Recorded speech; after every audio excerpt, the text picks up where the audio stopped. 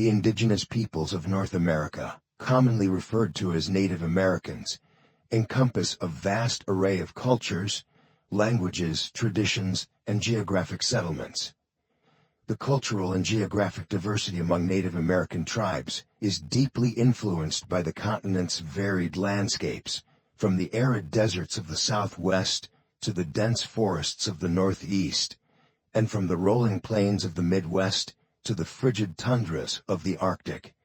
These environments played a critical role in shaping not only the material culture of each group, but also their spiritual beliefs, social structures, and economic systems. Central to the evolution of Native American societies was their economic and trade systems, which facilitated the development of complex social hierarchies and intercultural relations across the continent. This essay will explore the cultural and geographic diversity of Native American tribes, followed by an examination of the role that economic and trade systems played in their social development. Geographic and cultural diversity of Native Americans. The indigenous peoples of North America represent a multitude of distinct cultures, each shaped by the environment in which they lived. Broadly speaking, Native American tribes can be categorized into several geographic regions: the Arctic, Subarctic, Northwest Coast, Plateau, Great Basin, California, Southwest Plains, Northeast Woodlands, and Southeast. Arctic and Subarctic regions. The Arctic region, home to the Inuit and Aleut peoples, is characterized by its cold, harsh climate. The people of this region were primarily hunters, relying on sea mammals such as seals, whales, and walruses for sustenance. Their lifestyle was nomadic, moving in accordance with the availability of game. The cultural practices of the Inuit, for example, reflected their reliance on the natural world for survival. With a rich tradition of storytelling, music, and spiritual beliefs centered around the animals they hunted. In contrast, the subarctic region, stretching across much of Canada and Alaska, was dominated by boreal forests. The peoples of the subarctic, including the Cree and Athabascan groups, lived in smaller communities and engaged in seasonal hunting, fishing, and trapping. Their semi-nomadic lifestyle required them to develop sophisticated knowledge of the land and its resources, leading to a strong spiritual connection with nature. Northwest Coast and California. In the Northwest Coast region, stretching from present-day Alaska to northern California, Native American tribes such as the Tlingit, Haida, and Chinook developed complex societies that were less nomadic due to the abundance of resources in their environment. The coastal waters provided ample fish, particularly salmon, while the forests offered timber for housing and totem poles, which became important symbols of lineage and status. This region is particularly notable for its potlatch ceremonies, a form of social gathering where wealth was redistributed among members of the community, reinforcing social hierarchies. California, home to tribes like the Pomo and Chumash, offered a Mediterranean climate that supported a wide range of flora and fauna. Native Californian tribes had access to abundant resources, which allowed for the development of complex basketry, trade networks, and stable settlements. They practiced a semi-sedentary lifestyle, relying on acorns as a staple food and engaging in trade with neighboring tribes.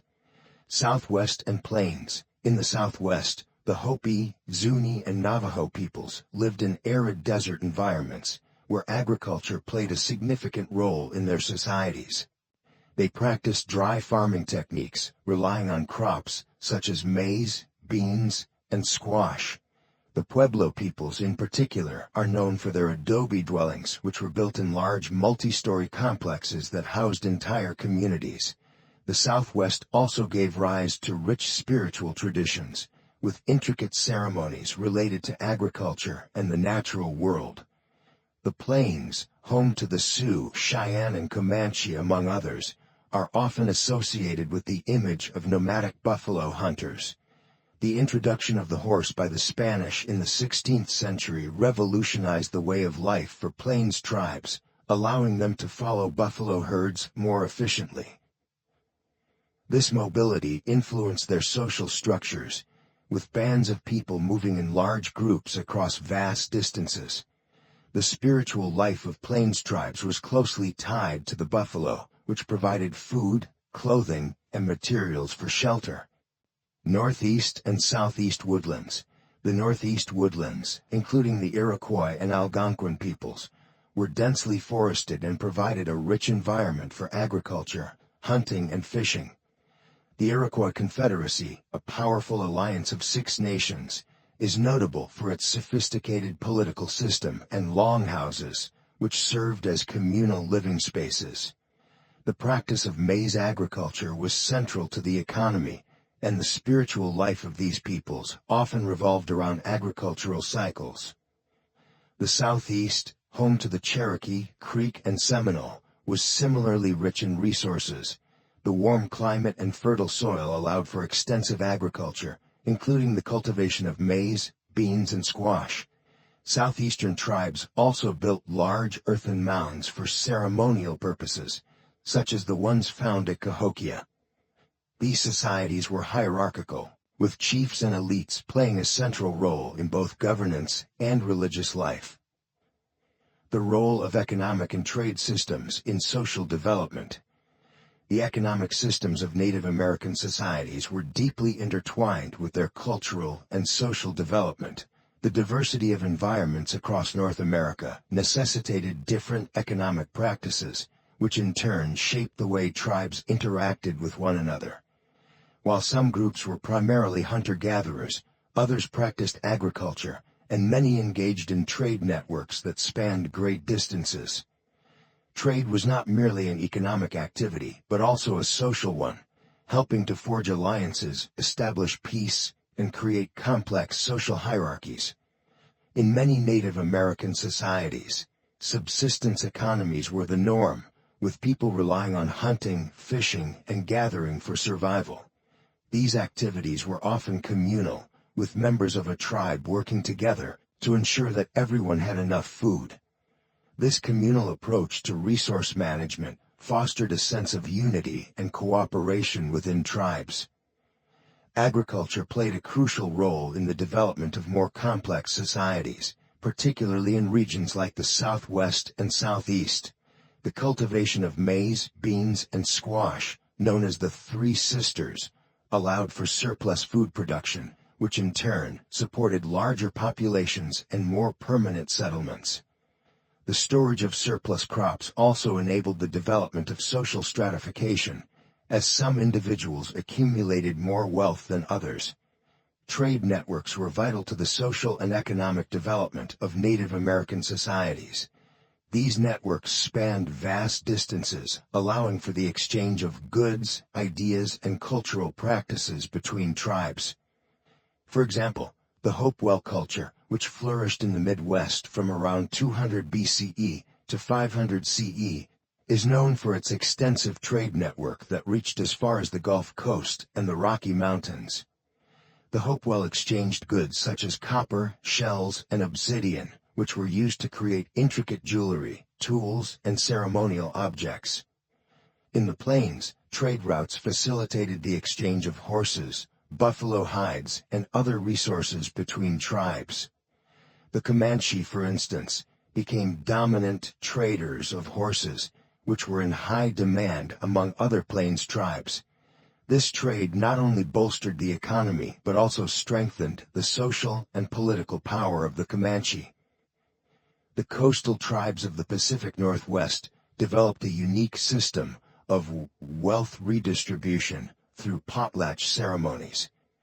These gatherings allowed chiefs to demonstrate their wealth and status by giving away goods to their community, thereby reinforcing social hierarchies. The potlatch system was deeply connected to the economy, as the ability to host a potlatch depended on the accumulation of surplus resources, often obtained through trade. The arrival of European settlers in the 15th and 16th centuries had a profound impact on the economic and social systems of Native American tribes. The introduction of European goods, such as metal tools, firearms, and textiles, created new trade opportunities, but also disrupted traditional economies. For example, the fur trade became a major economic driver in the Northeast and Great Lakes regions, with tribes like the Huron and Algonquin trading furs with European settlers in exchange for goods. However, European contact also brought devastating consequences, particularly in the form of diseases that decimated Native American populations. The loss of life, combined with the encroachment of European settlers on native lands, led to the breakdown of many traditional economic systems. In some cases, tribes were forced to adapt to new economic realities, such as the shift from subsistence farming to wage labor on European plantations. The economic systems of Native American societies were closely linked to their social and political structures. In many cases, the accumulation of wealth through trade or agriculture led to the development of social hierarchies, with chiefs or elites controlling the distribution of resources. This concentration of power allowed for the establishment of more complex political systems, such as the Iroquois Confederacy, which governed through a council of chiefs representing different nations. Trade also played a crucial role in diplomacy and conflict resolution. Many tribes used trade as a means of establishing peace with neighboring groups, exchanging goods to symbolize mutual respect and cooperation. In other cases, trade networks were disrupted by warfare, as tribes competed for control of valuable resources or sought to protect their economic interests. The cultural and geographic diversity of Native American societies is a testament to their ability to adapt to a wide range of environments across North America. From the nomadic hunters of the Arctic to the agriculturalists of the Southeast, each tribe developed unique economic and social systems that reflected their relationship with the land. Central to the development of these societies was the role of trade, which facilitated not only the exchange of goods, but also the growth of complex social hierarchies and political systems. While the arrival of European settlers brought significant challenges to Native American economies, the legacy of their trade networks and economic practices continues to shape the cultural landscape of North America today. The Inca Empire, which flourished in the Andean region of South America, developed remarkable agricultural techniques to cope with the challenging terrain of their environment. One of the most significant innovations of the Inca civilization was terrace farming, a practice that transformed the rugged mountainsides into fertile farmland. These terraces not only allowed for the cultivation of crops in areas where traditional farming would have been impossible, but also helped conserve soil and manage water resources efficiently. In this essay, we will explore the structure and design of Inca terraces, their role in supporting agriculture on mountainous terrain, and the ways in which they contributed to both increased agricultural productivity and the preservation of natural resources, such as soil and water. Through a detailed examination of these terraces, it becomes clear that the Inca people possessed a deep understanding of environmental stewardship and agricultural innovation, which played a crucial role in the success and sustainability of their empire. Structure of Inca terraces. Inca terraces, known as andes, were constructed to convert steep mountain slopes into arable land, providing a flat surface for planting crops. The terraces consisted of a series of stepped platforms, with each step supported by a stone retaining wall. These walls were typically made from local stones and constructed with a slight inward tilt, which added structural stability and reduced the risk of collapse. The height of the terraces varied, depending on the steepness of the slope and the needs of the crops being grown. Each terrace was filled with layers of different materials, carefully designed to maximize water retention, prevent soil erosion, and create optimal conditions for plant growth. At the bottom of each terrace, large stones were placed to create a foundation that allowed for proper drainage. Above these stones, layers of gravel and sand were added, followed by a layer of nutrient-rich topsoil, This layered structure helped manage water flow, preventing water from accumulating and washing away the soil. In addition to their physical structure, Inca terraces were often irrigated through an intricate system of canals and aqueducts that carried water from higher elevations down to the terraces. These irrigation systems were designed to provide a steady supply of water to the crops, even in arid regions.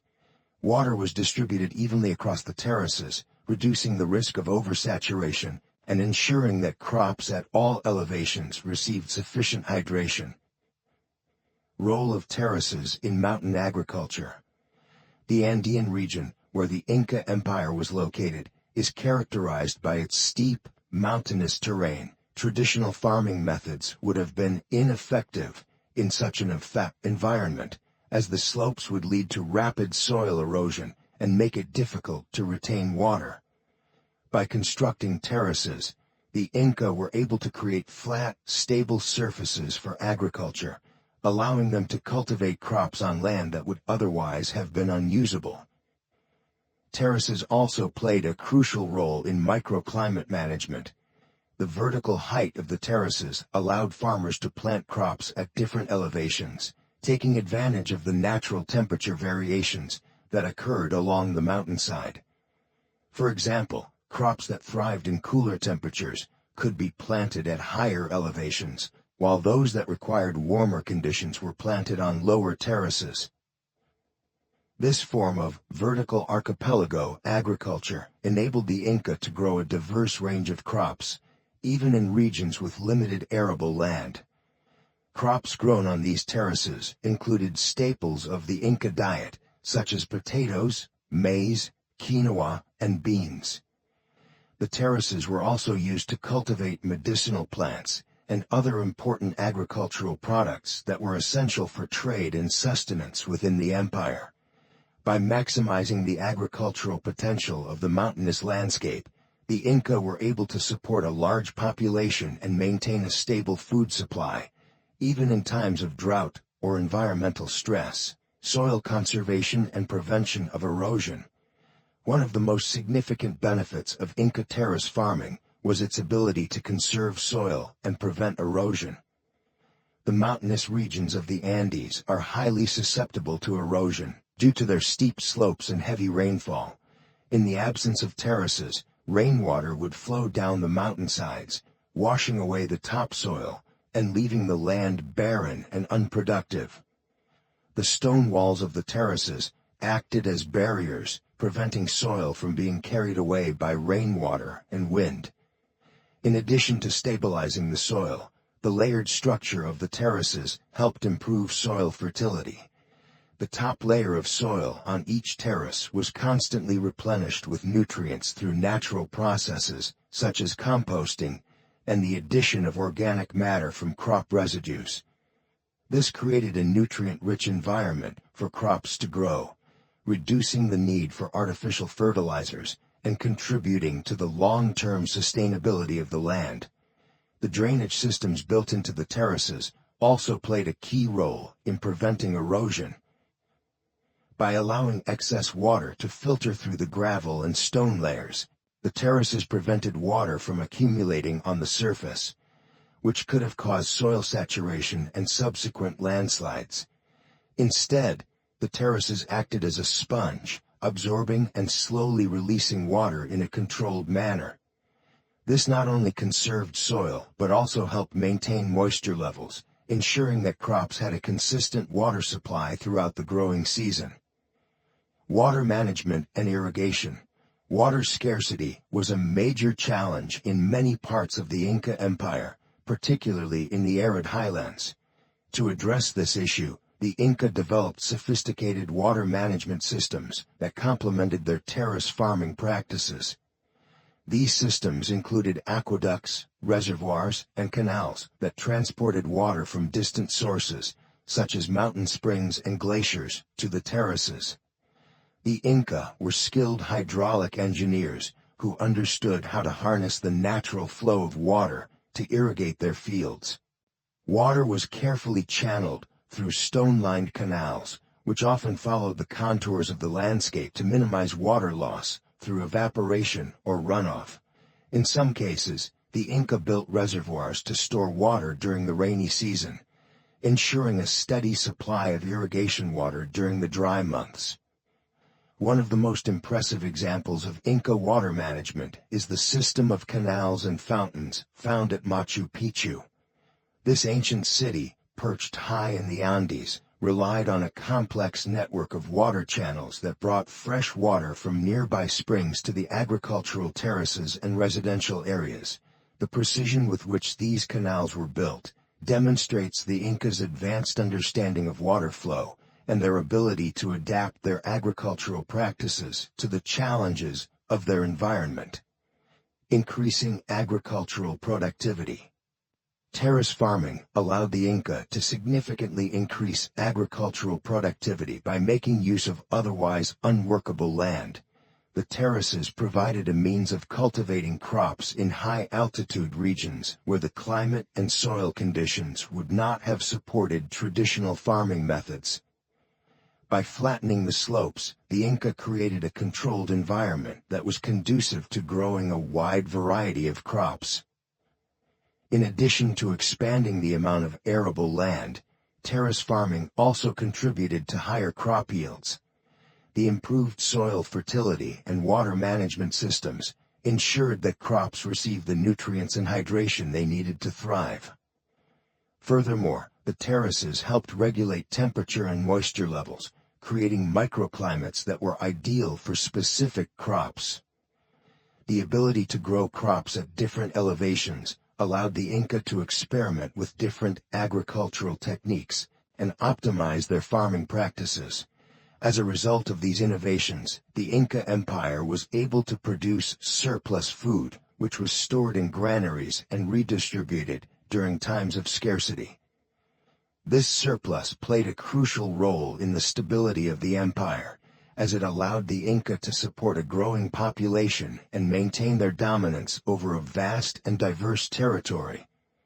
The Inca Empire's success in agriculture, particularly in the challenging environment of the Andes, can be attributed in large part to their development of terrace farming. These terraces were not only an ingenious solution to the problem of farming on steep mountain slopes, but also a testament to the Incas' deep understanding of environmental stewardship and sustainable agricultural practices. By constructing terraces with stone retaining walls, layered soil structures, and sophisticated irrigation systems, the Inca were able to increase agricultural productivity, conserve soil, and manage water resources effectively. Their ability to adapt their farming methods to the harsh Andean environment ensured the long-term sustainability of their agricultural systems and contributed to the prosperity of their civilization. Today, many of these terraces remain in use, a lasting legacy of the Incas' ingenuity and resilience. The lessons of Inca terrace farming continue to inspire modern agricultural practices, particularly in regions where soil conservation and water management are critical to the sustainability of farming in mountainous or arid environments. Native American agriculture is a testament to the ingenuity and adaptability of indigenous peoples across diverse and often challenging environments. Over thousands of years, Native Americans developed intricate farming systems and techniques, many of which are still studied and admired today for their sustainability and efficiency. Among the many innovations were sophisticated water diversion methods from rivers and lakes to farmland, as well as the construction and use of chinampas, or floating gardens, to maximize food production. This essay delves into these agricultural practices, focusing on how water management and the use of chinampas contributed to the survival and prosperity of Native American communities. In arid and semi-arid regions of what is now the southwestern United States, water management was crucial for agricultural success. Native American communities in these regions, including the Hohokam, ancestral Puebloans, and Mogollon, relied heavily on irrigation systems to divert water from rivers, lakes, and natural springs to their fields. These irrigation methods allowed them to cultivate crops in otherwise inhospitable landscapes, ensuring food security, even during droughts. One of the most well-known examples of Native American water diversion methods is the extensive canal system developed by the Hohokam people, who inhabited the area around modern-day Phoenix, Arizona. The Hohokam civilization thrived between 200 and 1450 CE and created one of the most sophisticated and extensive irrigation networks in North America. The Hohokam constructed an intricate system of canals that stretched for hundreds of miles, tapping into the waters of the Salt and Gila rivers. These canals, some of which were up to 30 feet wide and several feet deep, diverted river water to irrigate crops such as corn, beans, squash, and cotton. The network's scale and complexity rivaled that of many ancient civilizations, showcasing the Hohokam's deep understanding of hydrology, engineering, and agriculture. In addition to canals, Native American communities in the southwestern United States also used dams and reservoirs to control water flow and store water for use during dry seasons. The ancestral Puebloans, also known as the Anasazi, built small dams and reservoirs to capture rainwater and runoff from nearby hillsides. This water was then directed to terraced fields where crops were grown. Terracing was another key feature of Native American water management, particularly in hilly or mountainous regions. By building terraces, farmers could slow down the flow of water, allowing it to seep into the soil and reducing erosion. This method was particularly effective in regions with limited rainfall, as it helped to conserve water and improve soil fertility. In addition to constructing irrigation systems, some Native American communities practiced floodplain agriculture, which involved planting crops in low-lying areas that were naturally inundated with water during seasonal floods. The flooding would deposit nutrient-rich silt onto the fields, replenishing the soil and providing moisture for the crops. One notable example of floodplain agriculture was practiced by the Mississippian culture, which thrived between 800 and 1600 CE along the Mississippi River and its tributaries. The Mississippian peoples cultivated crops such as maize, beans, and squash in the fertile floodplains, using the annual flooding to their advantage.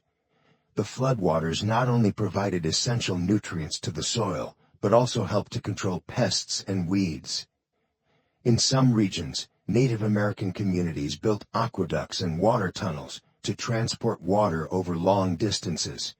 For example, the Chacoans of the Chaco Canyon in present-day New Mexico constructed a network of aqueducts and underground water channels to move water from distant sources to their settlements and agricultural fields. This water management system allowed the Chacoans to grow crops in an otherwise dry and arid landscape, supporting a large and complex society. These water diversion methods, whether through canals, dams, reservoirs, or aqueducts, were essential for the survival of Native American communities in regions with unpredictable rainfall and limited natural water sources. These techniques allowed them to establish stable agricultural systems that supported not only their basic needs, but also the development of complex societies. While irrigation systems were vital in many parts of North America, the concept of chinampas, floating gardens, was another ingenious agricultural method developed by Native American cultures, particularly the Aztecs of central Mexico. The chinampa system provided a unique solution to the challenges of cultivating crops in the lake-filled environment of the Valley of Mexico. Chinampas are artificial islands created in shallow lakes and wetlands by piling mud, sediment, and organic matter onto woven reed mats, which were anchored by willow trees planted along the edges. These raised beds were highly fertile and allowed for year-round cultivation.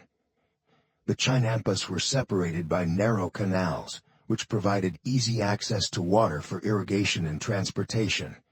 The canals also helped to regulate temperature, reducing the risk of frost and extending the growing season.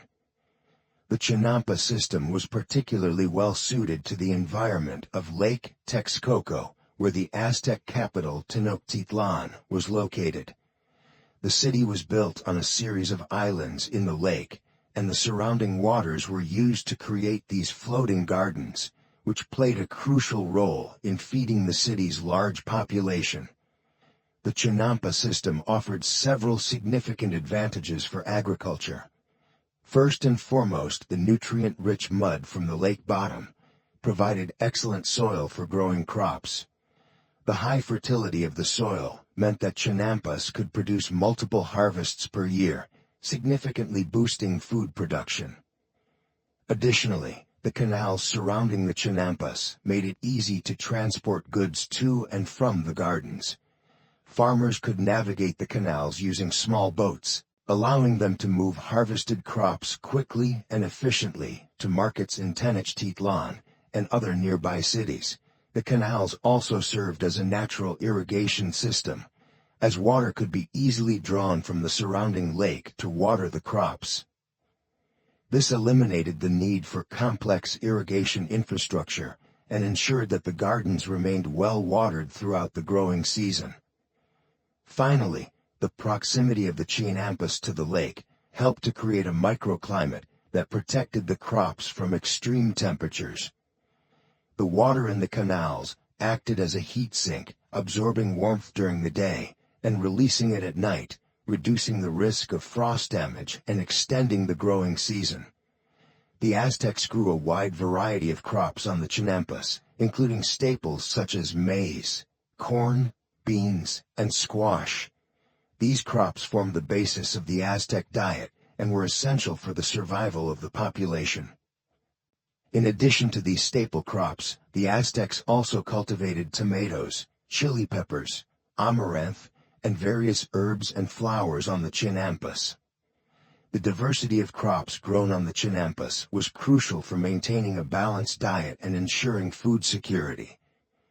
The ability to grow multiple crops on the same plot of land also helped to improve soil fertility and reduce the risk of crop failure due to pests or disease.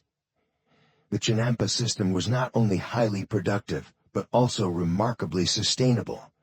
The practice of dredging mud from the lake to build and maintain the Chinampas helped to keep the lake's ecosystem in balance.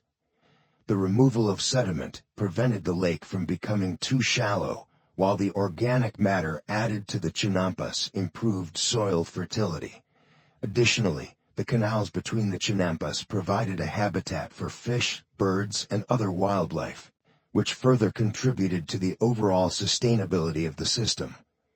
The Aztecs could catch fish from the canals to supplement their diet, while the presence of birds and insects helped to pollinate crops and control pests.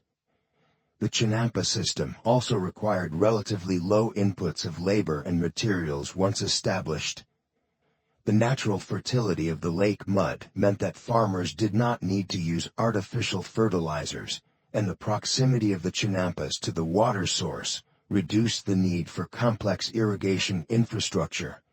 Despite their many advantages, the Chinampa system began to decline after the Spanish conquest of the Aztec Empire in the early 16th century.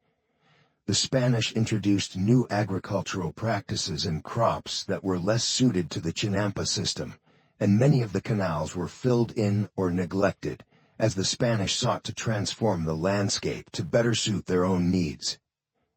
However, remnants of the Chinampa system can still be found today in the Xochimilco region of Mexico City, where traditional Chinampa farming is practiced on a smaller scale.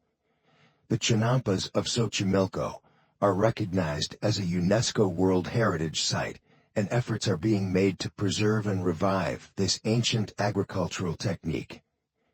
The agricultural practices of Native American peoples, from the complex irrigation systems of the Hohokam and ancestral Puebloans to the innovative Chinampa system of the Aztecs, demonstrate a deep understanding of the natural environment and a commitment to sustainability.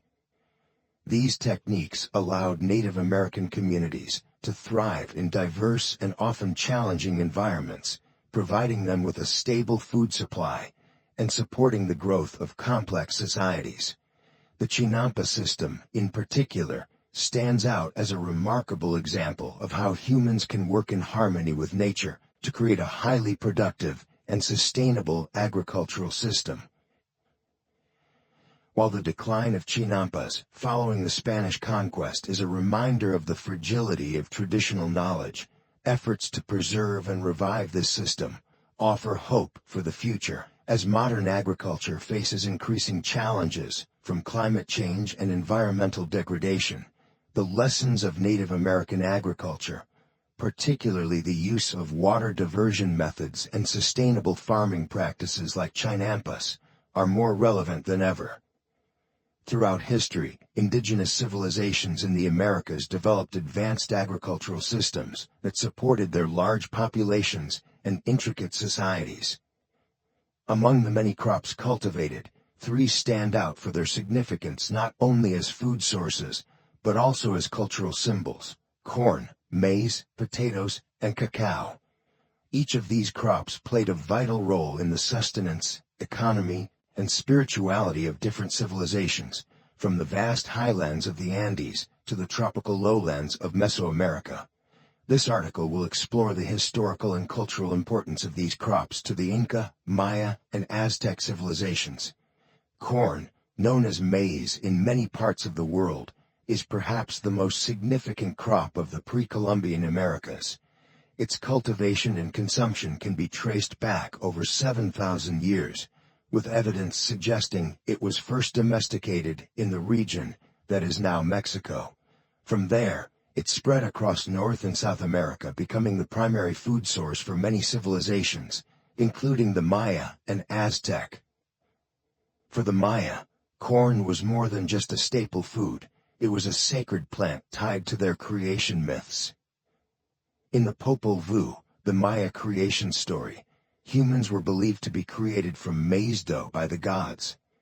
Corn held a deep spiritual significance and was revered in religious ceremonies and offerings to the gods. The Maya civilization, which flourished in Mesoamerica, primarily subsisted on corn-based diets. They used the corn to make tortillas, tamales, and a variety of other food products, which formed the basis of their everyday meals.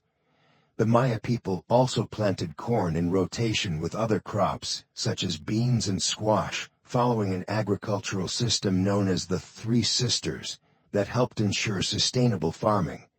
Similarly, the Aztecs, who built their empire in central Mexico, relied heavily on corn for their sustenance. For the Aztecs, corn was central not only to their diet, but also to their economy. They grew it in fields and used the food for religious offerings, often dedicating the first harvests to gods like Huitzilopochtli, the god of war, and Chicomecoatl, the goddess of agriculture. Aztec markets were bustling with maize products, and it was even used in the preparation of atole, a type of corn gruel, and tamales, which were important in religious feasts. Corn, being such a versatile and nutritious crop, allowed these civilizations to grow and expand by providing the caloric and nutritional needs necessary to sustain large populations. However, its significance went beyond the fields and the table. It was woven into the very fabric of society, art and religion, making it more than just food, but a symbol of life and fertility itself. While corn dominated the Mesoamerican cultures, the Andean region, particularly the Inca civilization, flourished with another crop, potatoes. The potato, which is believed to have been domesticated over 8,000 years ago in the highlands of modern-day Peru and Bolivia, was the backbone of the Inca diet. The harsh conditions of the Andes, with its cold temperatures and high altitudes, made growing other crops difficult. But the potato thrived in these conditions, providing a reliable and nutrient-rich food source. The Inca cultivated hundreds of varieties of potatoes, many of which are still grown today in the Andean region. They developed innovative farming techniques, such as terracing, which allowed them to maximize the use of the mountainous terrain for potato cultivation.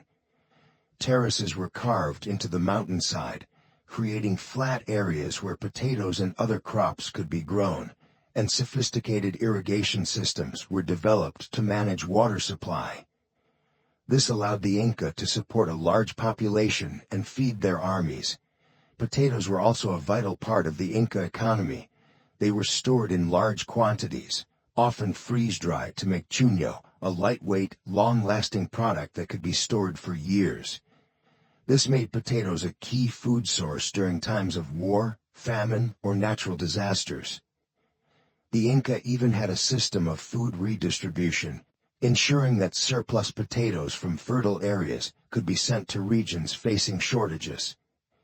In addition to their practical importance, potatoes held a symbolic role in Inca society. The Inca believed that potatoes were a gift from the gods, and they were often used in religious rituals. The annual potato harvest was accompanied by ceremonies to honor the gods and ensure a successful crop for the next year. The potato's resilience and ability to thrive in the challenging Andean environment made it a symbol of endurance and adaptation, qualities that were highly valued by the Inca people. The cultivation and storage techniques developed by the Inca for potatoes allowed their empire to thrive, and the legacy of the potato continues today. After the Spanish conquest, the potato was introduced to Europe, where it became a staple food and played a significant role in shaping global agriculture. However, for the Inca, the potato was more than just a food. It was a pillar of their society, economy, and culture. While corn and potatoes were critical for nutrition, cacao held a different kind of significance in the Mesoamerican world. The cacao tree, which produces the seeds from which chocolate is made, was native to the tropical regions of Central America, and played a vital role in the cultures of the Maya and Aztec civilizations. The Maya were among the first to cultivate and use cacao, which they regarded as a divine gift. The word cacao itself is derived from the Mayan language, and the Maya used cacao beans to make a bitter beverage called chocolatl, which was flavored with spices and often consumed during religious ceremonies and feasts. Cacao was believed to have powerful properties, and it was associated with fertility, wisdom, and strength. In fact, cacao was so highly valued that it was sometimes used as currency in trade, further highlighting its importance in Maya society. For the Aztecs, cacao was even more revered. They believed that cacao was a gift from the god Quetzalcoatl, and like the Maya, they used it to make a frothy, spiced beverage that was consumed primarily by the elite and during religious ceremonies. The Aztecs, too, used cacao beans as currency, and they were known to keep detailed records of the value of various goods in terms of cacao beans. The Emperor Montezuma is said to have consumed large quantities of cacao each day, believing it gave him vitality and strength. Cacao was not only a luxury food item, it was also an important element in religious and social rituals. It was used as an offering to the gods and was often given as a gift during important ceremonies, such as weddings and political agreements. In this way, cacao was much more than just a food. It was a symbol of wealth, power, and divine favor. After the Spanish conquest of the Americas, cacao was introduced to Europe, where it was sweetened and became the foundation for the chocolate industry. However, its origins as a sacred and valuable crop in Mesoamerican cultures are a reminder of its deep historical and cultural significance. Corn, potatoes, and cacao were not just crops to the indigenous civilizations of the Americas. They were central to their way of life, their economies, and their spiritual beliefs. Corn provided the caloric foundation for the great civilizations of the Maya and Aztec. Potatoes sustained the Inca in the challenging highlands of the Andes. And cacao served as both a luxury item and a symbol of wealth and divinity. These crops shaped the development of these societies, supporting their growth and survival in diverse environments. Today, the legacy of these crops continues. Corn, potatoes, and cacao are now grown and consumed worldwide and they remain an essential part of the global diet. However, their historical importance as key crops in indigenous civilizations reminds us of the deep connection between agriculture, culture, and the environment in the development of human societies. The agricultural innovations and cultural significance attached to these crops demonstrate the advanced understanding and adaptation of these ancient civilizations to their natural world, leaving a lasting impact on agriculture and culture worldwide. Commerce and trade have always been crucial elements in human societies, acting as the backbone of economic systems and facilitating the exchange of goods, ideas, and cultures. Between North and South America, extensive trade networks developed over centuries, connecting various regions and civilizations. These networks supported the flow of textiles, precious metals, gemstones, and agricultural products across vast distances.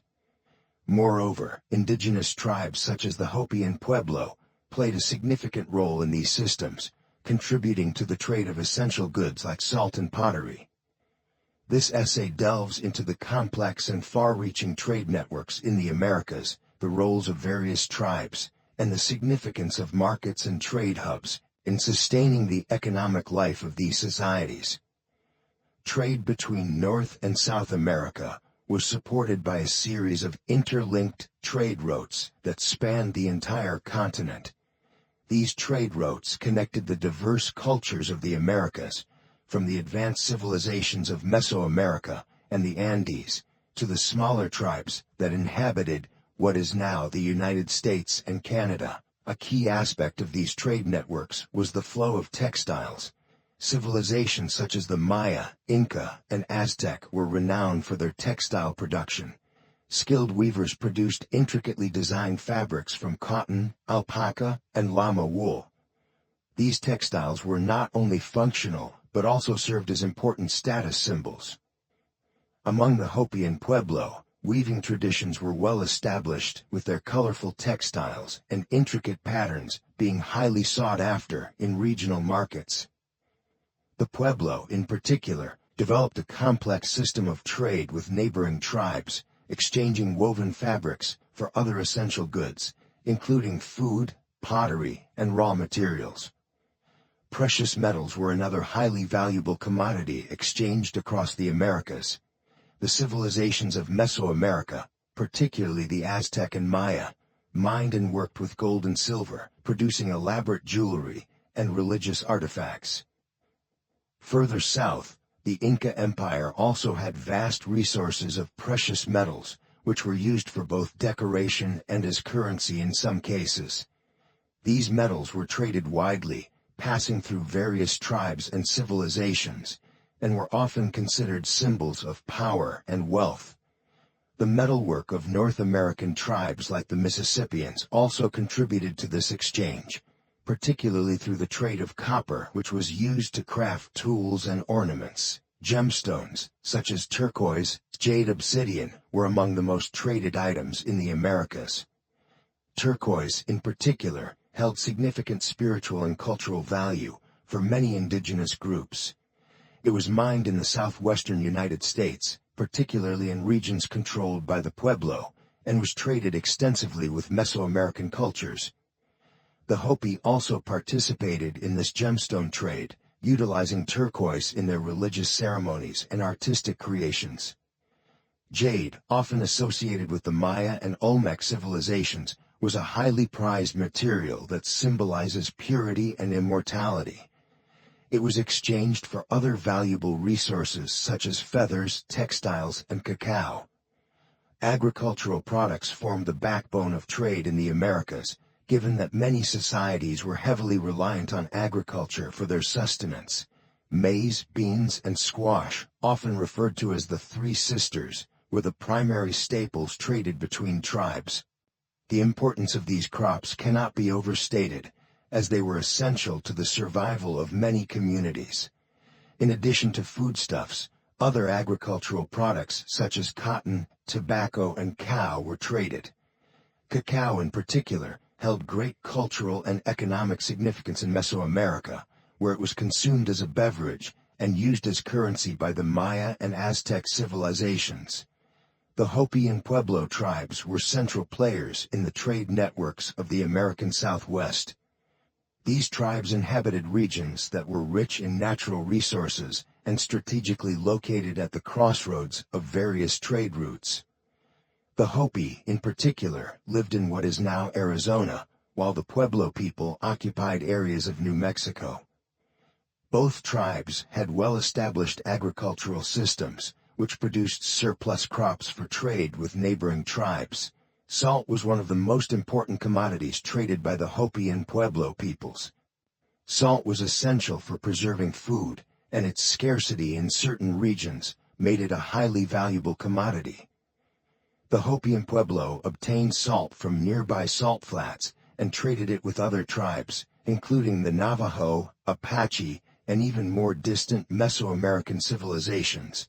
This salt trade was crucial in maintaining relationships with other tribes and allowed for the exchange of goods that were not available locally, such as cotton, pottery, and textiles.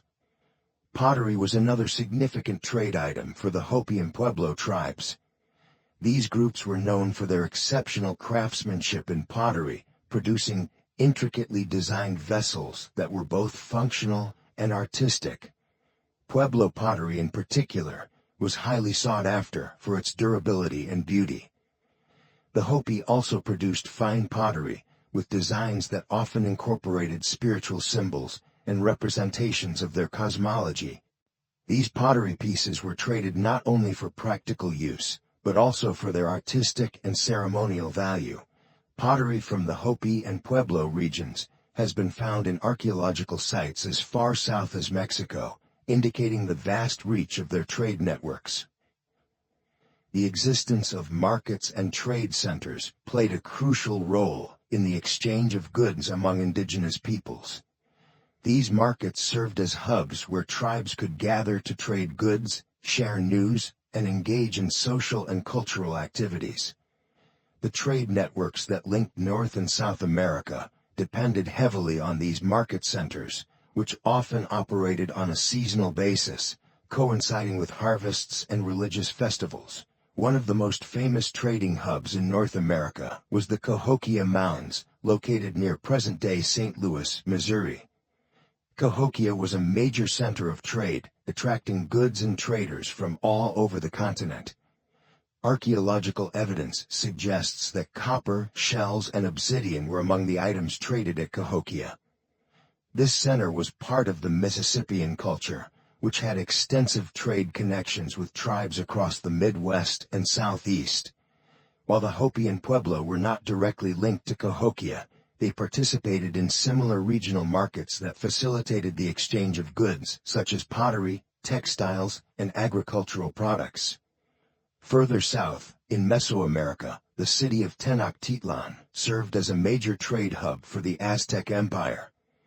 The city's central market, Tlatelolco, was one of the largest in the Americas and attracted traders from all over Mesoamerica. Goods such as cacao, feathers, obsidian, and textiles were exchanged in this bustling market. The Hopi and Pueblo people would have interacted with these Mesoamerican civilizations through intermediary traders, exchanging goods like pottery and textiles for items not available in the Southwest, such as jade, feathers, and luxury foods. In the American Southwest, Chaco Canyon was a major center of trade for the ancestral Puebloans, the ancestors of the Hopi and modern Pueblo tribes. Chaco Canyon's vast network of roads connected it to other trade centers in the region, and goods such as turquoise, shells, and macaws were traded through these routes. The Hopi and Pueblo would have been part of this extensive trade network, exchanging goods with neighboring tribes and distant civilizations in Mesoamerica. Trade and commerce were integral to the economic and social life of the indigenous peoples of North and South America. From textiles and precious metals to gemstones and agricultural products, a vast array of goods was exchanged across the continent. The Hopi and Pueblo peoples played a significant role in these trade networks, contributing essential commodities such as salt and pottery, while participating in larger regional markets. These trade networks not only sustained the economic life of these communities, but also facilitated the exchange of ideas, culture, and technologies, making trade a cornerstone of life in the ancient Americas. The interconnectedness of these societies, fostered by trade, reveals the complexity and sophistication of the indigenous civilizations long before the arrival of European colonists. The role of hunting and gathering in Inuit and North American Plains cultures. Hunting and gathering have played a crucial role in the survival and cultural development of indigenous peoples across the world. For millennia, these practices were central to human societies, providing sustenance, shaping communities, and defining social structures. Among the most notable cultures that depended heavily on hunting and gathering are the Inuit, who inhabit the Arctic regions, and the Native American tribes of the North American Plains. While separated by geography and environment, these groups share a common reliance on the land and animals around them for survival. This article explores the critical role of hunting and gathering in these two distinct cultures, focusing on the methods, techniques, and cultural significance of these practices. The Inuit people, inhabiting the harsh Arctic regions, have long developed remarkable methods to survive in one of the most unforgiving environments on Earth. Their lifestyle revolves around the seasonal cycles of hunting marine and land animals.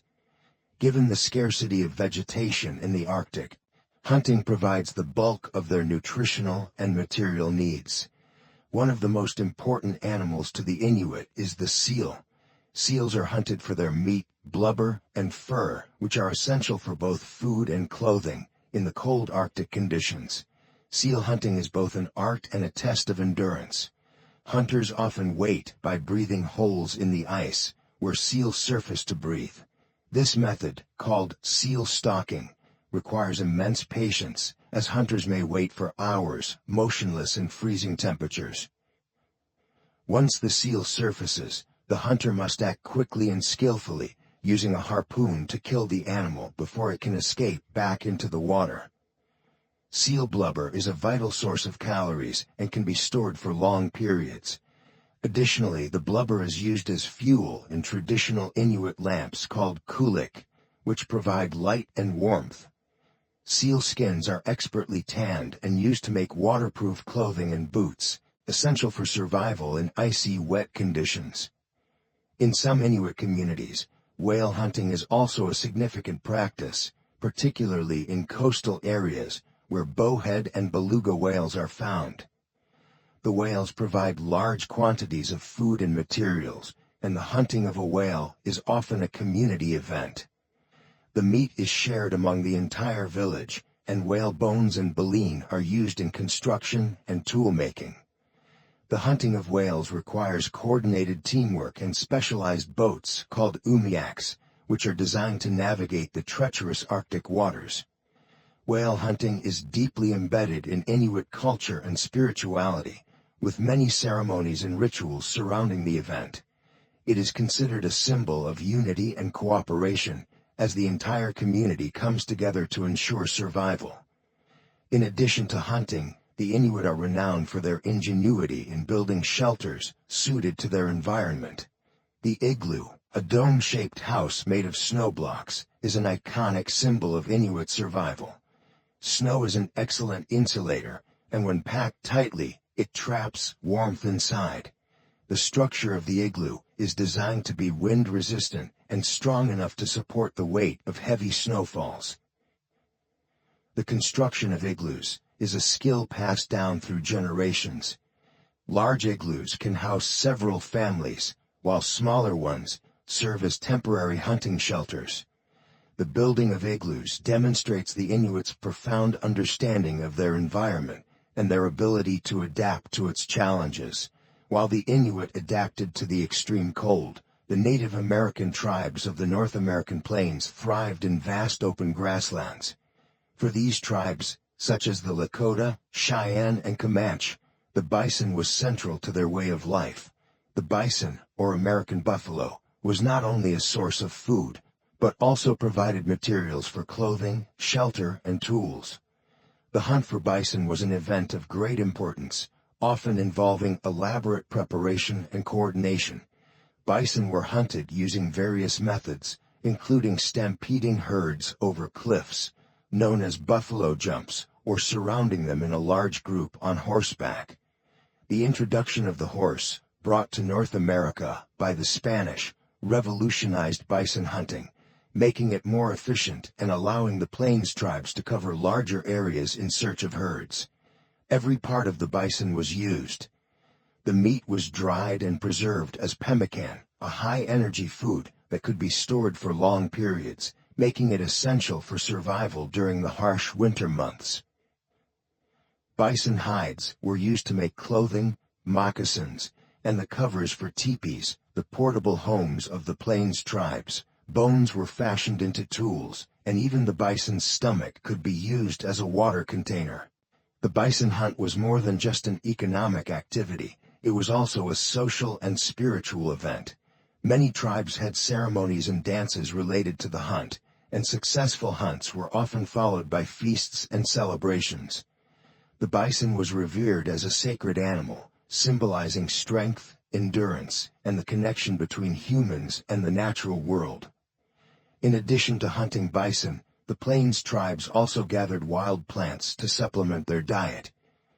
Women were primarily responsible for gathering roots, berries, and medicinal plants. These plants were not only a food source, but also played a crucial role in traditional medicine and spiritual practices. The gathering of plants was often done with great care and respect for the environment, as the tribes believed in living in harmony with nature. The survival of both Inuit and Plains cultures depended not only on their ability to hunt and gather, but also on their skill in distributing resources and crafting materials from the natural world. In both cultures, the environment dictated the types of resources available, from the frozen seas of the Arctic to the open grasslands of the plains. For many hunting and gathering societies, access to diverse environments was key to survival. In areas with rivers, forests, and plains, tribes could benefit from a variety of resources, from fish and game to plant materials and water. Forests provided wood for tools and shelter, while rivers were vital for fishing and transportation. Plains offered large hunting grounds for game like bison and deer. Inuit and Plains tribes often moved with the seasons, following animal migrations or the ripening of wild plants. This nomadic lifestyle allowed them to take full advantage of the resources available in different areas. In some cases, tribes would trade with neighboring groups to obtain goods they could not produce themselves. This exchange of goods helped to foster relationships between different tribes and created a sense of interdependence within the larger ecosystem. Craftsmanship was another crucial aspect of survival for hunting and gathering societies. Both the Inuit and Plains tribes were skilled in making tools and objects from the materials available to them. Inuit craftsmanship is best exemplified by their ability to create tools from bone, ivory, and stone. Harpoons, knives, and fishhooks were intricately designed for hunting and fishing. Inuit also developed sleds and kayaks, which were essential for transportation across the ice and water. Plains tribes were equally adept at making tools from the bison they hunted. Bison bones were used to make knives, scrapers, and awls, while sinew was used for bowstrings and thread. The tribes also crafted intricate beadwork and quill work, which adorned their clothing and ceremonial items. These decorative arts were not only a way to express cultural identity, but also served as symbols of status and achievement within the tribe. Hunting and gathering were not merely subsistence activities for the Inuit and Plains tribes, they were deeply embedded in their cultures, shaping their identities, social structures, and spiritual beliefs. Through the hunting of seals, whales, and bison, and the gathering of wild plants, these indigenous peoples developed a profound connection to the land and animals that sustained them. Their ability to adapt to their environments through specialized techniques, resource distribution, and craftsmanship allowed them to thrive in some of the most challenging environments on Earth. Today, while modern influences have altered many aspects of life for these communities, the traditions of hunting and gathering remain a vital part of their cultural heritage.